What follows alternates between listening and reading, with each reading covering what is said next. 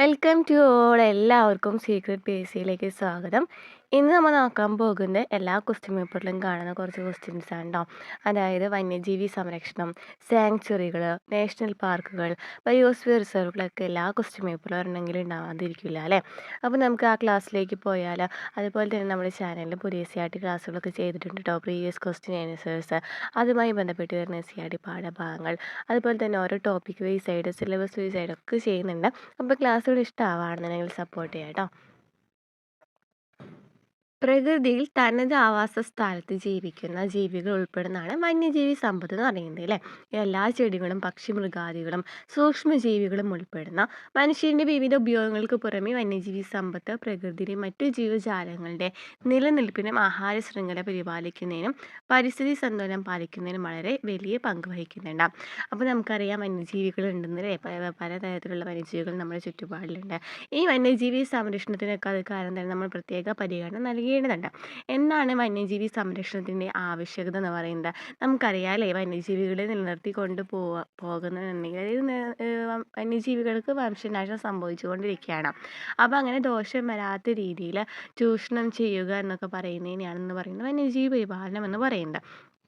അതായത് വന്യജീവി പരിപാലനം എന്നതുകൊണ്ട് അർത്ഥമാക്കേണ്ട ഭാവിയിൽ ജീവികളുടെ നിലനിൽപ്പിനും മനുഷ്യൻ്റെ ഭാവി ഉപയോഗത്തിനായിട്ടും വന്യജീവികളെ നിലനിർത്തിക്കൊണ്ട് ഇപ്പോഴത്തെ ആവശ്യത്തിനായിട്ട് വന്യജീവികളുടെ നിലനിൽപ്പിന് ദോഷം വരാത്ത രീതിയിൽ ചൂഷണം ചെയ്യുക എന്നാണ്. അപ്പോൾ വന്യജീവി സംരക്ഷണത്തിൻ്റെ ആവശ്യകത എന്ന് പറയുന്നത് എന്തൊക്കെയാണ്? ആവശ്യ പരിസ്ഥിതി പ്രക്രിയകളെയും ജീവനോപാധിയായ ക്രമങ്ങളെയും നിലനിർത്തുക, ജൈവ വൈവിധ്യം കാത്തു സൂക്ഷിക്കുക, വനമേഖലയിലെ ജനസമൂഹത്തെയും പ്രധാന വ്യവസായങ്ങളെയും സംരക്ഷിക്കുന്നതിനായി വന്യജീവികളുടെ നിലനിൽപ്പിന് ദോഷമുണ്ടാകാതെ അവയെ ഉപയോഗിക്കുക. അപ്പം ഇതിനായിട്ട് പല എന്തൊക്കെയുണ്ട്, വന്യജീവി സങ്കേതങ്ങളൊക്കെ ഉണ്ട് അല്ലേ. ഇന്ത്യയിൽ വ്യത്യസ്ത കാലാവസ്ഥ അനുഭവപ്പെടുന്ന ധാരാളം ജൈവ ഭൗമ സങ്കേതങ്ങളുണ്ട്. അതുകൊണ്ട് തന്നെ ഇവിടെ നിലനിൽക്കുന്ന സസ്യങ്ങളും മൃഗങ്ങളും പക്ഷികളൊക്കെ എണ്ണത്തിലും ഘടനയിലും ജീവിത രീതിയിലും വളരെയധികം വൈവിധ്യം പുലർത്തുന്നുണ്ട് അല്ലേ. ഇവിടെ സംരക്ഷണത്തിനായിട്ടും പരിപാലനത്തിനും പ്രത്യുൽപാദനത്തിനൊക്കെ ആയിട്ട് Indian parliament 1972 wild life act പാസ്സാക്കി. അപ്പോൾ ചോദിക്കാറുണ്ട് അല്ലേ, വൈൽഡ് ലൈഫ് ആക്ട് പാസ്സാക്കിയത് എന്നാണ്? 1972 ഈ ആക്ട് പ്രകാരം വന്യജീവി സംരക്ഷണത്തിനായിട്ട് ഇന്ത്യയിലെ നാഷണൽ പാർക്കുകൾ, വന്യജീവി സാങ്ച്വറികളൊക്കെ നിലവിൽ വന്നു. ഒരു നാഷണൽ പാർക്ക് എന്നത് വന്യജീവികളുടെ ജീവനത്തിനായിട്ട് മാത്രം സംരക്ഷിക്കപ്പെടുന്ന ഒരു നിശ്ചിത പ്രദേശമാണ്. ഇവിടെ മനുഷ്യൻ്റെ ജീവനോപാധികളായ കൃഷി, കന്നുകാലി വളർത്തൽ, കൃത്രിമ വന നിർമ്മാണം തുടങ്ങിയൊന്നും എന്തില്ല, അനുവദനീയമല്ല അല്ലേ. ഇന്ത്യയിൽ എത്രയാണെന്ന് നോക്കിയേ, 40,501 km² വ്യാപിച്ചു കിടക്കുന്ന 104 നാഷണൽ പാർക്കുകൾ നിലവിലുണ്ട്. ഇത് രാജ്യത്തിൻ്റെ മൊത്തം വിസ്തൃതിയുടെ 1.23% മാത്രമാണ്. അപ്പോൾ നമ്മൾ എന്താണ് ഈ വന്യജീവി സങ്കേതം എന്ന് പറയുന്നത്? അത് വരാനുള്ള കാരണം അല്ലേ, നമ്മളതൊക്കെ പറഞ്ഞു. എന്താണ് ഇതിൻ്റെ ആവശ്യകത എന്ന് പറഞ്ഞു അല്ലേ. ഇനി നമുക്ക് ഇമ്പോർട്ടൻ്റ് ആയിട്ടുള്ള വന്യജീവി സങ്കേതങ്ങൾ നോക്കാം, നാഷണൽ പാർക്കുകളൊക്കെ നോക്കാം കേട്ടോ. അപ്പോൾ കാസിരംഗ എവിടെയാണ് സ്ഥിതി ചെയ്യുന്നത്? കാസിരംഗ ആസാമിലാണ് അല്ലേ കാസിരംഗ സ്ഥിതി ചെയ്യുന്നത്. വിസ്തൃതി ചോദിക്കാറില്ല, സംരക്ഷിക്കുന്ന മൃഗം എപ്പോഴും ചോദിക്കുന്നതാണ് അല്ലേ. ഒറ്റക്കൊമ്പൻ കാണുന്ന മൃഗങ്ങൾക്ക് പ്രസിദ്ധമായ ഇതെവിടെയാണെന്ന് ചോദിക്കാറുണ്ട്. നാഷണൽ പാർക്ക് എവിടെയാണെന്ന് ചോദിച്ചാൽ ഏതാണ്? ആസാമിലെ കാസിരംഗയാണ്. ഇനി സുന്ദർബൻസ് എവിടെയാണ്? സുന്ദർബൻസ് പശ്ചിമ ബംഗാളിലാണ്. സുന്ദർബൻസ്, പർഗാന ഒക്കെ പശ്ചിമ ബംഗാളിലാണ്. കാസിരംഗ കൂടാതെ കാഞ്ഞഞ്ചൂരിയും ആസാമിലാണ് കേട്ടോ. കാസിരംഗയാണ് കൂടുതലും ചോദിച്ച് കണ്ടിരിക്കുന്നത്, എന്നാലും പഠിച്ചു പോവുക. കാഞ്ഞഞ്ചൂരിയും ആസാമിലാണ്. സുന്ദർബൻസ്, പർഗാന പശ്ചിമ ബംഗാളിലാണ്. അവിടുത്തെ എന്താണ് മൃഗം എന്ന് പറയുന്നതാണ്? റോയൽ ബംഗാൾ ടൈഗർ ആണ്. ചോദിക്കാറുണ്ട് കേട്ടോ, ഈ ക്വസ്റ്റ്യൻസ് ഒക്കെ ചോദിക്കാറുള്ളതാണ്. ഇനി ഹസാരി ബാഗ് എന്ന് പറയുന്നത് എവിടെയാണ്? ജാർഖണ്ഡിലാണ്. ഹസാരി ബാഗ് എവിടെയാണ്? ജാർഖണ്ഡിലാണ് അല്ലേ. കടുവ, പുലി എന്നിവയാണ് സംരക്ഷിക്കുന്നത്. ഇനി ജിം കോർബറ്റ് ഉത്തരാഖണ്ഡിലാണ്. നമുക്കറിയാം അല്ലേ, ജിം കോർബറ്റ് എന്ന് പറയുന്നത് എന്താണ്? ഉത്തരാഖണ്ഡിലെയാണ്. അതുപോലെ തന്നെ നൈനിറ്റാൾ എന്ന് പറയുന്നത് എവിടത്തേക്കാണ്? ഉത്തരാഖണ്ഡിൽ, ഉത്തരാഞ്ചലിലാണ്. അവിടുത്തെ സംരക്ഷിക്കുന്ന മൃഗം ഏതാണ്? കടുവയാണ്. ഇനി ഗിർ എന്ന് പറയുന്നത് എവിടെയാണ്? ഗുജറാത്തിലാണ് അല്ലേ. ഗിർ എന്ന് പറയുന്നത് എവിടെയാണ്? ഗുജറാത്തിലാണ്. അവിടെ സംരക്ഷിക്കുന്നത് ഏഷ്യൻ സിംഹത്തെയാണ് സംരക്ഷിക്കുന്നത്. ഗിർ ഗുജറാത്തിലാണ്. ഇനി കാൻഹ എന്ന് പറയുന്നത് മധ്യപ്രദേശിലാണ്. കടുവയാണ് അവിടെ സംരക്ഷിക്കുന്നത്. ഇനി തണ്ടോബ അല്ലെങ്കിൽ തടോബ, ചന്ദ്രപൂർ ഒക്കെ എവിടെത്തെയാണ്? മഹാരാഷ്ട്രയിലാണ്. തണ്ടോബ, ചന്ദ്രപൂർ ഒക്കെ എവിടെത്തെയാണ്? മഹാരാഷ്ട്രയിലാണ്. അവിടെ സംരക്ഷിക്കുന്നത് തന്നെയാണ് കടുവേനെ തന്നെയാണ്. ഇനി ബന്ദിപ്പൂര്, മൈസൂർ ബന്ദിപ്പൂർ എവിടെയാണ്? ബന്ദിപ്പൂർ മൈസൂരൊക്കെ എവിടെയാണ്? കർണാടകയിലാണ് അല്ലേ? ഈ ബന്ദിപ്പൂർ ചോദിക്കാറുണ്ട് കേട്ടോ. ബന്ദിപ്പൂരും മൈസൂരും കർണാടകയിലാണ്. ആനേനെയും കടുവേനെയാണ് അവിടെ സംരക്ഷിക്കുന്നത്, ബന്ദിപ്പൂരും മൈസൂരും. ഇനി ഡെസേർട്ട് നാഷണൽ പാർക്ക് ജയ്സാൽമീർ രാജസ്ഥാനിലാണ്. അപ്പോൾ ജയ്സാൽമീർ എന്ന് പറയുന്നത് ഇമ്പോർട്ടൻ്റ് ആണ് കേട്ടോ, ചോദിക്കാറുള്ള ഒരു ഇതാണ്. അപ്പോൾ ജയ്സാൽമീർ എവിടെയാണ്? രാജസ്ഥാനിലാണ്. ഗ്രേറ്റ് ഇന്ത്യൻ ബസ്റ്റാർഡ് ബ്ലാക്ക് ബക്കിനൊക്കെയാണ് ഇവിടെ സംരക്ഷിക്കുന്നത്. ഡെസേർട്ട് നാഷണൽ പാർക്ക് ഇവിടെ തന്നെയാണ്, രാജസ്ഥാനിൽ തന്നെയാണ്. ഇനി സൽപുര എവിടെയാണ്? മധ്യപ്രദേശിലാണ്. സൽപുര എന്ന് പറയുന്നത് മധ്യപ്രദേശിലാണ്. പുലിനെയാണ് സംരക്ഷിക്കുന്നത്. ഇനി ഇരവിക്കുളം മൂന്നാറൊക്കെ എവിടെയാണ്? കേരളത്തിലാണ് അല്ലേ? ഇരവിക്കുളം മൂന്നാറൊക്കെ എവിടെയാണ്? കേരളത്തിലാണ്. ആനേനെയാണ് സംരക്ഷിക്കുന്നത് ഇരവിക്കുളം മൂന്നാർ. പെഞ്ച് എന്ന് പറയുന്നത് മധ്യപ്രദേശിലാണ്. പെഞ്ച് എവിടെയാണ്? മധ്യപ്രദേശിലാണ് അല്ലേ? പെഞ്ച് എന്ന് പറയുന്നത് മധ്യപ്രദേശിലാണ്. റോയൽ ബംഗാൾ കടുവേനെയാണ് സംരക്ഷിക്കുന്നത്. ഇനി രത്തംബോർ രാജസ്ഥാനിലാണ്. റോയൽ ബംഗാൾ കടുവേൻ തന്നെയാണ് സംരക്ഷിക്കുന്നത്. രത്തംബോർ രാജസ്ഥാനിലാണ്. നമ്മൾ എവിടെയൊക്കെയാണ് രാജസ്ഥാനിൽ പറഞ്ഞിട്ടുണ്ടായിരുന്നത്? ജയ്സാൽമീർ പറഞ്ഞിട്ടുണ്ടായിരുന്നു. അതുപോലെ തന്നെ ഡെസേർട്ട് നാഷണൽ പാർക്ക് പറഞ്ഞു. രത്തംബോർ ഒക്കെ എവിടെയാണ്? രാജസ്ഥാനിലാണ് അല്ലേ? പെരിയാർ എവിടെയാണ്? പെരിയാർ തേക്കടി എവിടെയാണ്? കേരളത്തിലാണ്. കേരളത്തിലാണ്. കടുവേനെയാണ് സംരക്ഷിക്കുന്നത്. അതുപോലെ മാനസ് അസാമിൽ നമ്മൾ ഒരെണ്ണം കൂടി പറഞ്ഞിട്ടുണ്ടായിരുന്നത് അല്ലേ? ഏതാണ്? ഒറ്റക്കൊമ്പൻ കാണ്ടാമൃഗങ്ങൾക്ക് പ്രസിദ്ധമായിട്ടുള്ള സ്ഥലം എന്ന് പറയുന്നത് ഏതായിരുന്നു? കാസിരംഗിയാണ് അല്ലേ? അപ്പോൾ മാനസ് എന്ന് പറയുന്നതും അസാമിലാണ്. കടുവേനെയാണ് അവിടെ സംരക്ഷിക്കുന്നത്. അപ്പോൾ ഇവിടെ നമ്മൾ എന്തൊക്കെ പറഞ്ഞത്? Kaziranga അസാമിൽ, Sundarbans Paschim Bengal, Hazaribagh Jharkhand, Jim Corbett Nainital Uttaranchal, Gir Gujarat, Kanha Madhya Pradesh, Tadoba Chandrapur Maharashtra, Bandipur Mysore Karnataka, desert national park Jaisalmer Rajasthan, സൽപുര Madhya Pradesh, Eravikulam Munnar Keralam, Pench Madhya Pradesh, രത്തംബൂർ Rajasthan, Periyar Thekkady Keralam, Manas Assam. Clear ആയല്ലോ? ഇനി കേരളത്തിലുള്ള ചില നാഷണൽ പാർക്കുകൾ നമുക്ക് നോക്കിയാലോ. ആനമുടി ചോല നാഷണൽ പാർക്ക് എവിടെയാണ്? ആനമുടി ചോല കൂടുതൽ നാഷണൽ പാർക്കുകളും സ്ഥിതി ചെയ്യുന്ന എവിടെയാണ്? ഇടുക്കിയിലാണ് അല്ലേ? അപ്പോൾ ആനമുടി ചോല നാഷണൽ പാർക്ക് ചോലയിൽ എവിടെയാണ്? ഇടുക്കിയിലാണ് സ്ഥിതി ചെയ്യുന്നത്. ഇനി കുമരകം നാഷണൽ പാർക്ക് എവിടെയാണ്? കുമരകം കോട്ടയാണ് അല്ലേ? കുമരകം കോട്ടയത്താണ്. പെരിയാർ എവിടെയാണ്? പെരിയാറിന് നമ്മൾ തേക്കടി എന്നും പറയാറുണ്ട്. അപ്പോൾ പെരിയാർ നാഷണൽ പാർക്ക് സ്ഥിതി ചെയ്യുന്നത് ഇടുക്കിയിലാണ്. ഇനി സൈലന്റ് വാലി നാഷണൽ പാർക്ക് എവിടെയാണ്? പാലക്കാടാണ് അല്ലേ? സൈലന്റ് വാലി നാഷണൽ പാർക്ക് പാലക്കാടാണ്. ഇരവിക്കുളം, മതികെട്ടാൻ പാമ്പാടം ചോലൊക്കെ എവിടെയാണ്? ഇടുക്കിയിലാണ്. അപ്പോൾ നമുക്കിവിടെ പഠിക്കാനുള്ളത് എന്താണ്? ആനമുടി ചോല, പാമ്പാടം ചോല, മതികെട്ടാൻ ചോല, ഇരവിക്കുളം എന്നിവയൊക്കെ എവിടെയാണ്? കേരളത്തിലെ ഇടുക്കി ജില്ലയിലാണ് സ്ഥിതി ചെയ്യുന്നത്. സൈലന്റ് വാലി പാലക്കാടാണ്. കുമരകം കോട്ടയത്താണ്. പെരിയാർ എവിടെയാണ്? പെരിയാർ ഇടുക്കിയിലാണ് അല്ലേ? പെരിയാറും ഇടുക്കിയിലാണ്.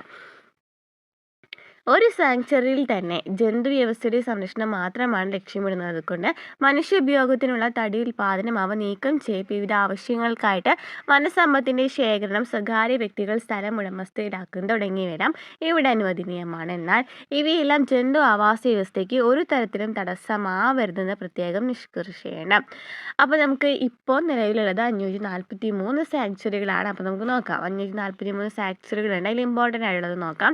ജലദപാറ എവിടെയാണ്? ജലദപാറ വന്യജീവി സങ്കേതം എവിടെയാണ് സ്ഥിതി ചെയ്യുന്നത്? ജലദപാറ സ്ഥിതി ചെയ്യുന്നത് എവിടെയാണ്? പശ്ചിമ ബംഗാളിലാണ് ജലദപാറ സ്ഥിതി ചെയ്യുന്നത്. അവിടെ കൂടുതലും എലഫന്റ്, ടൈഗർ, ലിയോപാർഡ്, ഡീർ, ബേർഡ്സ് എന്നിവയൊക്കെ ഉണ്ട്. അപ്പോൾ നമുക്ക് ആ ഒരു ഭാഗം ചോദിക്കാറില്ല. നമുക്ക് ജലദപാറ എവിടെയാണ്? പശ്ചിമ ബംഗാളാണ് പഠിച്ചു വയ്ക്കാം.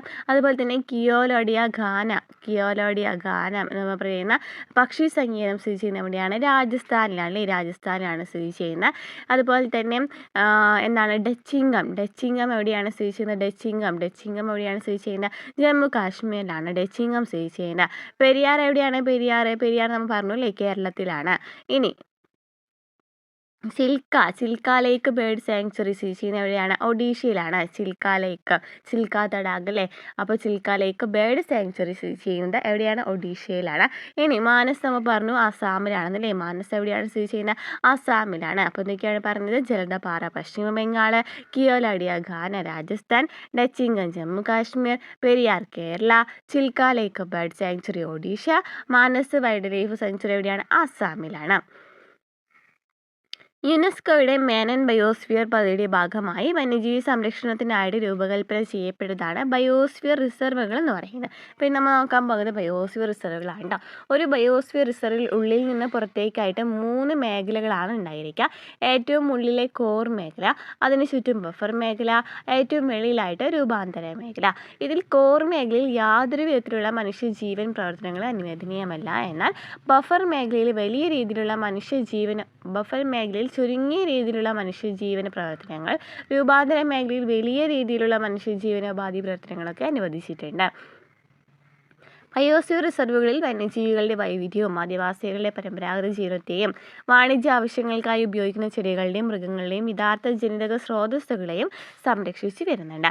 ഇന്ത്യയിൽ ആദ്യമായിട്ട് 1986 കേരളവും തമിഴ്നാടും കർണാടകയും ഉൾപ്പെടുന്ന നീലഗിരി ബയോസ്ഫിയർ റിസർവ് നിലവിൽ വന്നു. അപ്പോൾ ആദ്യമായിട്ട് വന്ന ബയോസ്ഫിയർ റിസർവ് ഏതാണ്?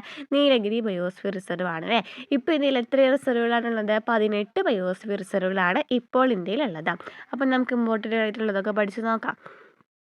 നീലഗിരി 1986 നിലവിൽ വന്നത്. സംസ്ഥാനം ഏതാണ്? കർണാടക, കേരളം, തമിഴ്നാട്. ഇനി നന്ദാദേവി എവിടെയാണ്? നന്ദാദേവി ഉത്തരാഞ്ചലാണ്, ഉത്തരാഖണ്ഡിലാണ്. 1988 വന്നത്. 1988 തന്നെ വന്നതാണ് നോക്രക്ക്. നോക്രക്ക് എവിടെയാണ്? മേഘാലയയിലാണ്.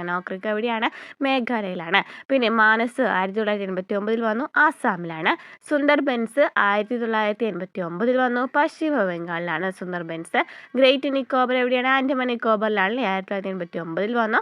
ഗൾഫ് ഓഫ് മാന്നാർ 1989 തമിഴ്നാട് വന്നു.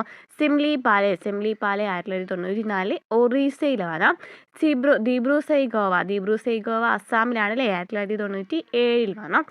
ഇത് ഹാങ് ദിബാങ് 1998 അരുണാചൽ പ്രദേശിൽ വന്നു. പഞ്ചമാരി 1999 മധ്യപ്രദേശിൽ വന്നു. കാഞ്ചൻജംഗ 2000 സിക്കിമിൽ വന്നു. അഗസ്ത്യാമല 2001 Keralam, Tamil Nadu. അച്ചനാക്കുമാർ അമർകാന്തക്ക് 2005 Chhattisgarh. Great Rann of Kutch 2008 Gujarat. Cold desert 2009 Himachal Pradesh. Seshachalam hills Andhra Pradesh 2010. പന്ന മധ്യപ്രദേശ് 2011. അപ്പോൾ ഇതിൽ ഇയേഴ്സ് ഇപ്പോൾ പന്ന പഠിച്ചു വയ്ക്കുക. ഏറ്റവും അവസാനം 2011 വന്നത് പന്നയാണ്, മധ്യപ്രദേശിലാണ്. അത് പഠിച്ചു വയ്ക്കുക. അപ്പോൾ ഇയേഴ്സിനേക്കാളും കൂടുതലായിട്ട് ഇതെവിടെയാണ് നിലനിൽക്കുന്നത് എന്നുള്ളത് പഠിച്ചു വയ്ക്കുക കേട്ടോ. നീലഗിരി കർണാടക, തമിഴ്നാട്, കേരളത്തിൽ എടുക്കുന്നു. Nandadevi Uttaranchal, Nokrek Meghalaya, Manas Assam, Sundarbans Paschim Bengal, great Nicobar Andaman Nicobar, gulf of Mannar Tamil Nadu, Simlipal Orissa, Dibru Saikhowa Assam, ഹാങ് Dibang Arunachal Pradesh, Pachmarhi Madhya Pradesh, Kanchenjunga Sikkim, Agasthyamala Keralam, Tamil Nadu, Achanakmar Amarkantak Chhattisgarh, great Rann of Kutch Gujarat, cold desert Himachal Pradesh, Seshachalam hills Andhra Pradesh, Panna Madhya Pradesh. Okay, clear ആയല്ലോ.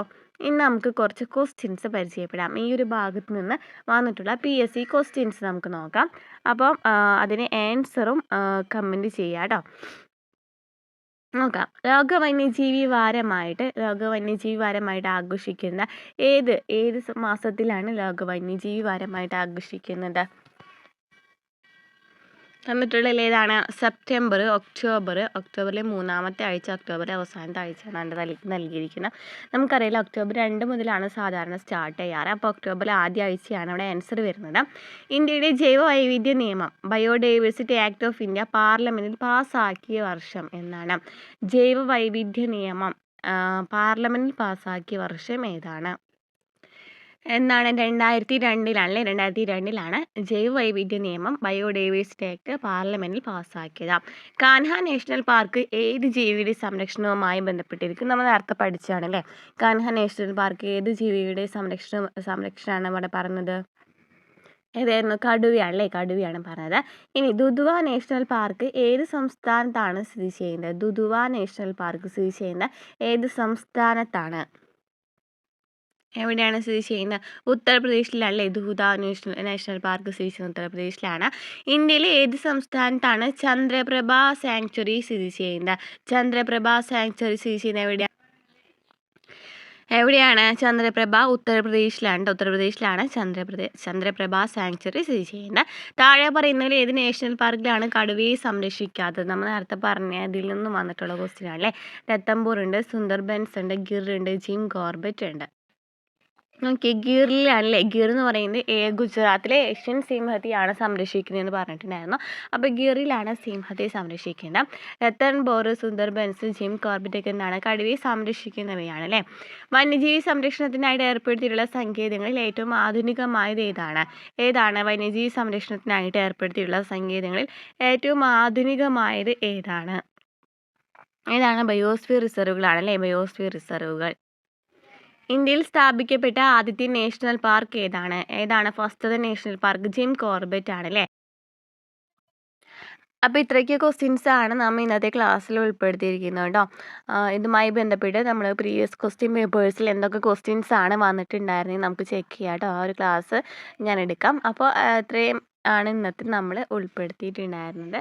അടുത്ത ക്ലാസ്സുമായിട്ട് വീണ്ടും കാണാം.